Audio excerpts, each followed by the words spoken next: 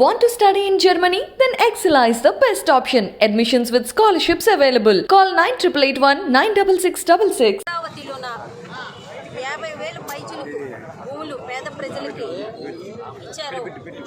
ఆ పట్టాలని, ఆ సెంటున్నర భూముల్ని చంద్రబాబు నాయుడు గారు ఒక శ్మశానంతో పోల్చడం అన్నది చాలా బాధాకరం.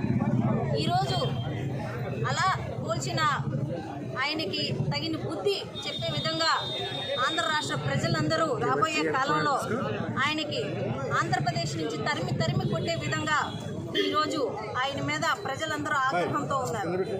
ఎందుకంటే వాళ్ళకి ఉండొచ్చు వేల కోట్లు, లక్షల కోట్లు, కానీ నిరుపేద ప్రజలు, మధ్యతరగతి ప్రజలకి జగన్మోహన్ రెడ్డి గారు ఇచ్చే ఈ సెంటున్నర భూమే వాళ్ళకి కోట్లతో సమానం.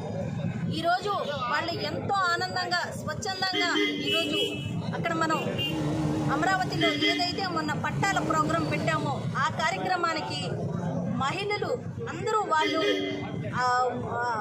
వాళ్ళ హస్బెండ్స్ తోటి, వాళ్ళ కుటుంబ సభ్యులతోటి ఎంతో ఆనందంగా ఆ కార్యక్రమానికి వచ్చి పాలు పంచుకొని, జగనన్న మా సొంతింటి కళ నెరవేర్చారు, జగనన్న వల్ల మాకు ఈరోజు సొంతిల్లు ఒకటి నెరవేరుతుంది అన్న ఎంతో ఆనందంతో వాళ్ళందరూ తరలి రావటమే కాకుండా ఈరోజు 10 లక్షలు విలువ చేసే ఆ సెంటు భూమిని వాళ్ళు ఎంతో అదృష్టంగా భావిస్తున్నారు.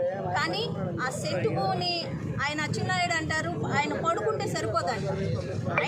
ఆయన అడ్డంగా పడుకున్నా, నిలువుగా పడుకుంటే ఆయనకున్నాయి వందల కోట్లు, వేల కోట్లు, లక్షల కోట్లు అడ్డంగా సంపాదించి దొంగతనాలు, దోపిడీలు చేసి ఆంధ్రప్రదేశ్ని సర్వనాశనం చేసి వాళ్ళు నింపుకున్న జోబీలు. కానీ నిరుపేద ప్రజలు కానీ, మధ్యతరగతి ప్రజలకు కానీ వాళ్ళు చేసింది నయా పాసా లేదు కాబట్టే గతంలో మనకి 2019లోన వాళ్ళకి తగిన బుద్ధి చెప్పడం జరిగింది. ఈరోజు ప్రజలు ఎంతో ఆనందంగా అందుకుంటుంటే వాళ్ళని శ్మశాన వాటికితో పోల్చినందుకు వాళ్ళకి తగిన బుద్ధి చెప్పే విధంగా ఈరోజు నిరసన అన్నది మేమందరం తెలియజేస్తున్నాము.